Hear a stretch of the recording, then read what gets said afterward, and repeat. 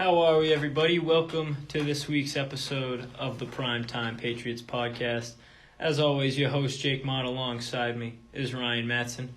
Excited to break down what was not a great win, but a win nonetheless. I'll let you go first against the Texans. Yeah, so going into it, I thought at least it was going to be, kind of a blowout. I think I projected it, 31-7 or something. Definitely not that. First half, I think defense looked pretty atrocious. I will say Davis Mills came out and he balled in the first half for sure. Yeah, he was very unexpectedly, but yeah. Very, yeah. And then I will say, though, the defense, like we talked about, locked up Brandon Cooks. Yes, that was the pretty biggest much thing. The whole game. Yeah, for me, that was the biggest thing. The defense has been the focus of this game, and for the right reasons. Like, they got beat up a little bit, especially in that first half. But like we said, Brandon Cooks was held to 3 catches for 23 yards. He was the offense coming into this game. Yeah. And for the first time this season, the defense made a timely step up where you needed them to make plays in that fourth quarter, and they did. They shut him out. You could argue they were supposed to be doing that the whole game. Yeah. But time came, and for the first time this year, they did step up, allowed the offense to get enough points, not let up anything, and we were able to get the W. So secondary, pretty much all game looked a little shaky, but I think the defensive line looked great. Judon was killing it, and then we only saw Jamie Collins play 3 snaps. He got a sack though. Mm-hmm. So yeah, I loved seeing Jamie Collins back out there. I think he's going to be. He's about as versatile as you can get. He's so athletic. He can do so much with him. He really is. I mean, Judon was the guy who I thought was going to be that role, and now you have 2 of those guys. Mm-hmm. Obviously, he's not Judon, but by the way, Judon, like you said, has been absolutely balling. Been really good. 2 sacks in this game, 5.5 on the year. He's really cooking. I think he's. Would you agree? I think he's our best player on both sides of the ball. Probably. Yeah. I think so. Yeah, I think JC, when he's playing good, is right there with him, but definitely right now I'm taking Judon as the best player. Absolutely. So, again, very slightly concerning defensive performance, a little more for you so than me. I really think Davis Mills just made that first half, especially if we're talking about that throw. Ball over JC, and then was it Devin or Duggar, one of them? Yeah, Devin came in to try to give help. I actually thought that play was mostly on Devin McCourty. Devin McCourty's got to light that guy up. Yeah. Or at least make the tackle. I think he thought he was going out, but he kind of stopped. Yeah. Yep. But either way, perfect ball from Davis Mills, who we said, out of 37 quarterbacks last week who had thrown for more than 100 yards, he was dead last in passer rating. And I think he had 300 plus. Yeah. Oh, he did. I'm confident that he did. 312 with 3 touchdowns. So he came out and really just was a completely different player than he anything only they had were playing. 8 incompletions. Yeah, that's insane. That was the last thing you could have expected. I was about to put money on him giving the ball away maybe even twice, at least once. He did a great job. He really did. So I think it took him a while to adjust and realize they're actually playing. This guy's a rookie quarterback. I mean, we weren't expecting him to look like this. This was really a really good game from him against a pretty good defense. But I think they were able to adjust enough. Mm-hmm. Obviously, were able to adjust enough to get the dub in the second half. But offensively, I'm really not. I don't even think I'm disappointed at all in the offense. Because here's the thing: you scored 25 points, which is your season high. We can play the coulda woulda game. It would have been 30 if you go another inch into the end zone for Damian Harris. So you're already flirting with 30 plus, and you were down 4 out of 5 starting linemen. Yeah. So I think the offense. Were we down 9-22 at one point? Something like that. Yeah. Yep, 9-22. Good comeback. Exactly. So it's nice to see them step up in a moment like that. And I had a big star next to Hunter Henry's name this year. Yeah, he's really emerging as a big threat. Yeah, I think right now, for sure, he's definitely looking like the guy instead of Smith. Mm-hmm. I think he could be the biggest target for the Pats this whole year if we can get him rolling for games on end now. But Absolutely. Yeah, he's looking good. 6 catches, 75 yards, and a touchdown. Yeah, exactly. That big one. He was the one to tie it up, if I remember correctly, in the corner of the end zone. Nice throw from Mac. Is that back-to-back weeks with a touchdown, I think? Yes, it is. It is. So, and the O-line was a big question coming into this game because they were down 4 starters. But honestly, I think and this is a little bit of a caveat, I think they performed slightly better than you would have expected with 4 linemen out from from a line that was really bad to begin with. They had 126 yards rushing, which they had -1 last week with their starting line. True. And they protected Mac as well in this game as any other game. He had 1 sack. Yeah, only 1 sack, which is you never like any sacks, but it's far better than anything they've been doing. Which is, like you said, with 4 linemen out, starting linemen out, that's very surprising. And even, like just looking at it, I thought they did a pretty good job. Like, probably the best job out of every game so far this year. Granted, we played not a great defensive line, but I think they looked as good, if not better, give them than some they credit did where against credit the Jets, is due, and who is also very bad. Yeah. So, I think they did do pretty damn well, especially considering all those names that had to fill in. Should be nice too that now, I guess the silver lining to having all these linemen out is these guys have at least had 1 game under their belt. I know a lot of them are like Ted Karras and Yadni Kajus. These are people who have already played, but to have a full 60 minutes under your belt, a game that you guys went out and won, I think that's going to help a lot if definitely get some injuries in the future. And the last thing I wanted to touch on was the fumbles. They're getting ridiculous. It's everybody, and it's not. Yeah. I really don't think. I don't think Damian Harris has a fumble problem. I don't either. Which is weird to say. Obviously, it's been 2 fumbles, but they've just been incredibly timely. Yeah, and so hurtful for the whole team. Yeah, both red zone fumbles, and the other guys are rookies. And I mean, we hype these guys so much. I always put an asterisk next to any running back that has a great preseason because I think it's the hardest position to evaluate preseason talent versus in the actual it's so tough. It's a different ball game from preseason to regular season. Absolutely, everything's different. So going back to Harris. It's getting to a point, and I'm not saying, like we said, he has a fumble problem, but, like, with your backup, your number 2 being Brandon Bolden, and then Stevenson behind him, you got to pick someone up. At this point, like, we were talking, Todd Gurley is out there. I mean, there's options, and you can put together a trade package with picks or something just to get someone reliable enough to have that second option. Maybe even a starting option if Harris continues. Pretty reliable. Sonny Shell. Yes, he is. Yeah. Still only 1 fumble from unless I'm wrong. Unless he's fumbled this year. Like 500-something carries, 1 fumble. But you could certainly use it. I'm more concerned, I said earlier too, I'm more concerned with Harris's health than anything. Because, we saw this. This was the hiccup his first year. I believe he missed the whole first season. If not, he played very limited action. It was a fake first year. It was basically a redshirt year. And that was health issues. And last year, he was pretty unhealthy as well. Like, he had a lot of times where he'd get knocked out of games.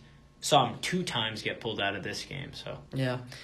I guess just going back to the offense real quick, I did want to say Jacoby had a pretty nice game. Yes, except for that drop. Yeah, drop. That's what it was. Wow. It was wide open too, man. Yeah. On the sideline there. 40 yards given. And the announcers kept saying there was only one safety. Yeah, he just had to make a move. He could have just cut back across the field. But granted, he had a pretty decent game. Aguilar, 3 for 32, and then Kendrick. Dude, I'm telling you, Kendrick Bourne, I think he is better than Aguilar, and I think he should get more targets. I do too. I remember watching. Every time we sign a player, I'll go and watch the highlights and stuff. And I remember watching tape on Kendrick Bourne. Yeah, he's a young talent. Yeah, he's a young talent, and he is that Welker, Edelman. Yeah, he's that a route kind of runner. guy. He's that guy who's going to catch those balls, yeah. Yeah, so if you're running a similar offense to the one you've been running and everything points to that, he should be your guy. The thing about him, too, is he's even, like, faster than Edelman and Welker. Yeah, he's way more of a pure athlete. Yeah. He's so heady. I've never seen him, like, take himself, like, lose yardage for his fault on a play. Yeah. He's always falling forward. He knows the right hole to pick in between defenders to get the most yards. He's very heady in that sense. And then let's just touch up on Mac here. I haven't really talked too much about him. 231, a touchdown and a pick, and then 23 for 30. We can talk about his pick. I thought his pick, it was clearly a miscommunication pick. Mm-hmm. He thought Aguilar was going to be going a different way, but I do think it's his worst pick so far. Yeah, I can agree with that. And, like, if it is purely a miscommunication thing and he totally thought the receiver is going to be somewhere else, it is what it is, but I think it's worse than the other ones. He's had some hiccups like that. We could see throughout, Tampa, where he had that very, very sketchy throw to Johnny, where Devin was right there. So he's progressing. He's definitely getting better. He is one of the most accurate QBs in the league right now. He is playing very well. The only thing still concerns me, he has five touchdowns and 5 picks in 5 games. Mm-hmm. And you just got to score more than that. I agree you do. I think you do. And it wouldn't be concerning if you were running the ball like you would expect. Like, if this was the offense that we thought it was going to be, and Mac had 5 touchdowns up to this point, I really could live with it. Won a game, and I would assume you're punching in 1 or 2 on the ground every game. But that's just not been the case. I think he's been expected to do a little more than, like, he was supposed to sit back, hand the ball off, throw some play actions, and, manage the game, basically. Mm-hmm. And now we've seen him in about 3 out of the 5 games, they've been like, hey, kid, we're on your shoulders. Yeah, he's definitely been playing well with the pressure on his back. Mm-hmm.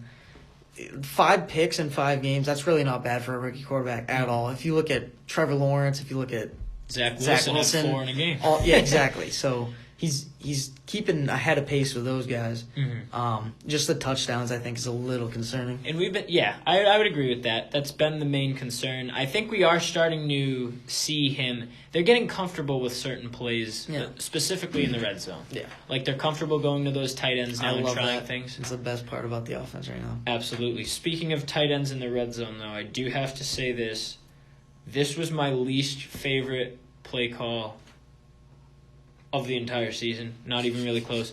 It's not, and the thing is, the play didn't turn out bad at all, so it doesn't, really mean anything. You might not even remember the specific play I'm saying, but it's on it's on the last drive where you're at, the 10, and it's 10 or 7, it's second down, and it's only a matter of if you're going to score a touchdown and go up 7, or if a field goal and get 3. So no matter what, the game should be over, if not 99 percentile. Mm-hmm. This game is yours. And they run an end around with Jonnu Smith holding the ball like a loaf of bread, dude. And if that doesn't just sum up everything that's going wrong with this team right now, you have no confidence in your line to do interior blocking. You have no confidence in your running back to hold on to the football. You give it to a guy who had a fumble in the first game that they recovered. Oh man, as soon as I saw him in motion and then hand him the ball, I was like, what's going on? Yeah. I think it speaks a lot, like I said, about where we're at with this team. Honestly, I'm gonna put that on coaching, dude. Yeah, that can't be called. Has been. Yeah, the coaching. We're so quick to turn a blind eye to this coaching staff because we have forever. Mm-hmm. There's a lot of really, all of the problems on this team right now are coaching problems. It's penalties, it's turnovers. I would say 9 out of 10 of them are going to be placed on coaching, and they should be placed on coaching. Mm-hmm. We've seen so many bad play calls, defensively, offensively in the red zone, offensively just in general. I don't know. Like you said, that play is horrible. That is a horrible play call. I was like, what's going on? How many was there, Yeah, there was less than a minute and a half. Yeah, it was 65 seconds or something, minute and 5. To a guy who has probably ran the ball fucking 10 times in his life. Yeah, exactly. And you give him the ball. This is the same guy, like I said, who fumbled week 1. We recovered it, but Man. I don't know. Yeah, no, that's not a good call. It just summed everything up. And, obviously nothing happened from it. Most people won't even remember the play, but, But if that went bad, then... Oh, man. Yeah. You're giving it to your tight end with the game sealed. That's how much confidence you have in your backs and stuff to hold the ball. So that's why I think you got to pick someone up. I think so, too. We're going to look more specifically into names on that, and we got to hit on that at some point. Yeah, because if it keeps going like this... Yeah, you're right. Because I thought this week was going to be the week for Harris to... Mm-hmm. As did I. And I think he would have if he didn't fumble. Yep. I think he would have won. And if he stayed healthy. Yeah, he would have had 2 touchdowns right there. So it's tough. Whatever. Bottom line, it's an ugly win, but it's a win, and it's one that you desperately, desperately needed. Yeah. You absolutely had to. I will say, for Brandon Bolden to be put in the place he has been, he hasn't been playing too bad. No, and that's the thing. He's just not that guy. He's just be running the ball, catching the ball like that. He's the definition of an average NFL back. Yeah. Below average, but he's not gonna kill you. No. He's not gonna fumble the ball. He's not gonna make negative yardage plays. He's not gonna get obliterated in pass coverage. Yeah. So we give a lot of shit to Brandon Bolden for that shouldn't be your second back. Yeah. And it shouldn't, but it's not the fault of Brandon Bolden. Yeah. Brandon Bolden's been doing everything he's been doing his whole career. Exactly. So he's consistent. He does what he has to. Yeah. But I think that sums up this recap. Get into Dallas here. Yeah, hop into next week. All right, so this week, the Dallas Cowboys, 4-1, leaders of the NFC least, on their way to Foxborough to play the Patriots. 4:25 kickoff, I believe. Let you go ahead first. All right, so biggest thing is, Dallas is, they're playing some really good football right now, offensively and defensively. Dak's been playing very well. The one thing that he's not doing is taking care of the ball necessarily, very well. Mm-hmm. I think he had a fumble and a pick last week. They have 7 fumbles as a team. They've only lost 2. So if we can get to the quarterback, I think that's a big thing. But, we were shitting on Zeke week 1. Mm-hmm. And after his horrible performance against Tampa and all that, he's came into a big role, and he's playing like a top 5 running back right now. Yeah. He's playing very well. Yeah, Zeke has turned back. That's the same team that held us to -1 yard. Let's not forget. So You're right. So, and then even on top of that, you got a great receiving core with CeeDee Lamb and Amari Cooper. And great receiving core. Even just, Michael Gallup. Exactly. Is he still out there, right? He's on IR right now, I think. Okay. They got some guys at receiver. And then just getting to the defense here real quick. Before you do, they have a good tight end too. Dalton Schultz. Yeah, he's been performing for sure. I believe it's Dalton, but yeah, it is. Yeah, he's been having a good year. And then for their defense, Trayvon Diggs has been outstanding. Probably, arguably the best corner in the league right now. Do you know what he has for picks? I think he has 7. Wow, let me get a check on that. Because I know they have 10 as a team, which is very eye opening. You gotta keep an eye out for that. But Diggs has, let's see. Yeah, he's been balling all year. He has been. 6. Okay. Which is first in the NFL. So we talked a little bit about him. He's by far, I wouldn't say by far, but he's their best weapon defensively. Oh, yeah. And Micah Parsons has been killing it, too. I think, though, that the Patriots not having a number 1 receiver, not having a primary guy, is actually beneficial with this kind of defense. Because, even if Stephon Diggs can... Trayvon. Even if Trayvon Diggs can... His brother. Yeah.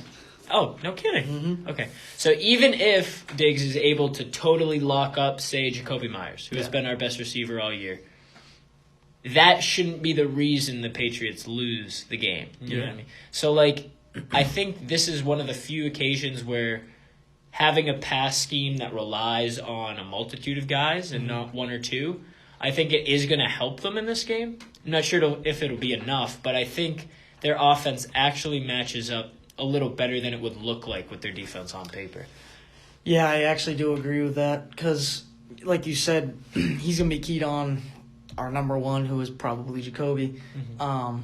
And then that leaves Kendrick or, Hunter Henry could be open there. And Aguilar, then potentially, yeah.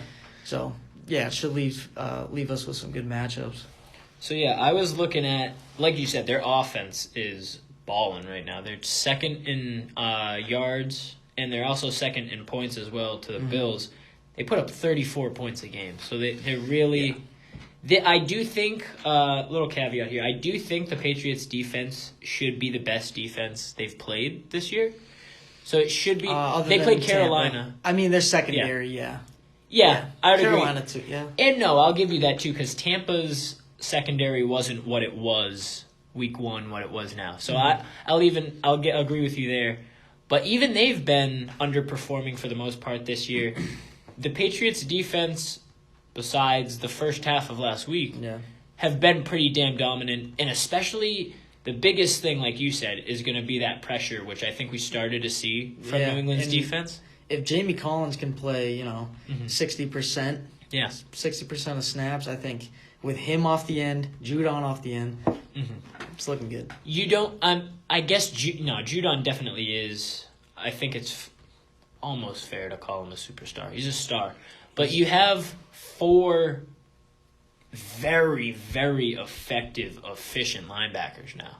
Yeah. And this was a unit that a year ago was in shambles. Jawan Bentley was the best best linebacker on the team. And now he'll be lucky if he sees time with these guys. I mean, you got Hightower, you got Van Noy, you got Judon, and now you bring Jamie Collins back. Yeah. Those are 4 guys that not only are great, can produce in your system. Exactly. And have been here. So I think we're going to start to see them gel a little bit. But this was a big thing for me, was that in 3 of Dallas's 4 wins this year, they're 4-1. Dallas got out to an early lead, and then they forced their opponent to kind of play catch up. Yeah. And I think that's what leads to, they allow a lot of yards passing. 311 a game. Yeah. So I think that comes from teams being down and forcing it more. And I think that's where you also get the 10 interceptions, which has to lead the league. I'm not sure, but I would imagine through 5 games. Too, yeah. Based off of what I've seen from Dallas, the first half, it's always a close matchup. I think I was watching. I watched last week's against the Giants, and then when they played the Panthers, I watched that game too. The first half of those games are very competitive, and then as we got to the second half, they started to blow them out. So if the Pats can come out to an early lead, and at the end of the first half be up by a touchdown or 2, it's looking they're a second half team, so they're going to be scoring points more in the second half. So if we can come out to that lead, that should be good for us, and then just keep it competitive through that second half. I agree. Yeah, it sounds like an obvious thing, but really, we're just so not built to fight back into games. We did last week, obviously, but that's not a great football team. Yeah. And at the same flip side of the coin, Dallas is built to front run. And they're built to hand it off to Zeke 100 times if they have to. And then Dak Prescott's been making great throws all year. So I think that's a huge key. You got to come out to a good start, especially at home. You got to keep the crowd in it. Yeah, definitely. I think that's going to be a big part. So, yeah, not too much. I'm not sure if you had anything else more on it. I mean, just got to take care of the ball. I said, you got to trust Harris this week, and if he fucks up, it might be time to move on. Yeah, especially, or at least put him in the second role, or find somebody to take the load off him. It has to happen. Yeah, I had 4 main keys for New England in this game. Number 1 was no turnovers. I think, and that's more for sure. Yeah, more fumbles than interceptions for us. I think that's obviously the big issue. The defense for Dallas has been forcing turnovers left and right. Left and Literally right. Crazy. They're averaging almost 3 full turnovers a game, which is it's crazy. So when you give a team that many opportunities, especially a team with that much offensive talent, they're going to make you pay. Then I had keep it close early. Got to keep the crowd in it. Absolutely. On the flip side of the turnovers, my third thing is force a turnover. They give you a lot of opportunities. They've had 7 fumbles. They've only lost 2. Get to the quarterback. Yeah, exactly. Get that ball on the ground. Force something over for your offense. And if you're able to limit turnovers yourself, should be. And then my final thing was don't abandon the run early. We saw that happen against Tampa. Yeah, it was really bad. They started to try to establish the run and then quickly went away from it once the well ran dry, and it led to him just becoming completely one-dimensional by the end of that game. You got to run the ball. Yeah, I like that. I hope the line.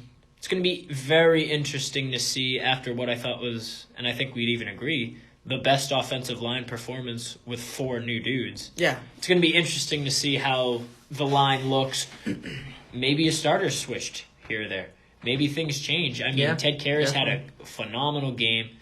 Trent Brown obviously deals with a lot of injuries. He's still shaky. Maybe you look at moving Owenu back over there to tackle and you put Karras at guard. Maybe you find something like that. I think the performance was too much better than what we've seen all year to just roll out the original 5 starters again and be like, yep. Yeah. I mean, like we said, Texans defense isn't a great defense, but they did play probably the best that we've seen all year. I agree. Yeah. So, what do you got for a prediction to this game?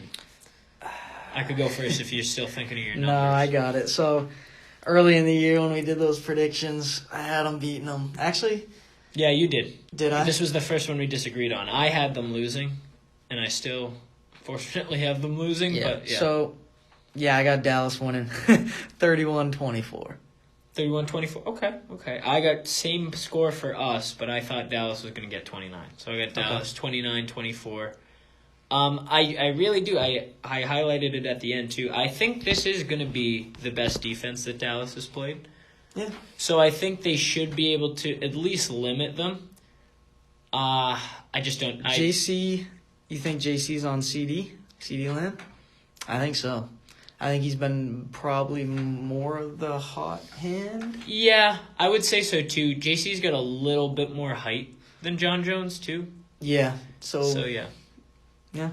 Yeah, and Amari's a little shorter than CD, right? I have no idea. Yeah, I don't know. Either way, I've always thought of Amari as more of a not a slot, but runs slot type routes and is more of an efficient kind of guy. CD I see is more of a traditional X. Yeah. CD's get it down the field. Yeah. So I would agree with that. Let me just say one thing. Mac Jones, please do not throw it to Trayvon Diggs. Yeah. Keep it away from him as much as possible because we have seen him make some... Dude, he has some of the most insane picks I've seen all year. He had one against Carolina where he literally was just locked up on DJ Moore the whole time. DJ Moore made a quick button hook right there. He came up and he cracked him and then picked the ball off at the same time. It was insane. And then he made a great pick last week against the Giants. It was a deep post and he was just running with the guy, jumps up in the air and makes a crazy pick. So, yeah, do not throw it his way. I'm telling you, he has the best hands as a cornerback in the league. All right. Duly noted. Well, Do Mac not Jones, do it. keep your eyes on him. Do not do it. All right, so that should wrap up this episode of the PrimeTime Patriots podcast. Thanks for joining us. Make sure to tune in next week where we will break down, hopefully, a Patriots win against the Cowboys, and we will look ahead to next week, which I believe is the first matchup against the Buffalo Bills. Big game. Set to be a huge game. Don't forget, if the Patriots win this, they have a 58% chance to make the playoffs. So more than likely, time to turn the season around. Yeah, let's do it. All right. Thanks for joining us, guys. Go Pats and also go Red Sox. Absolutely. Go Sox.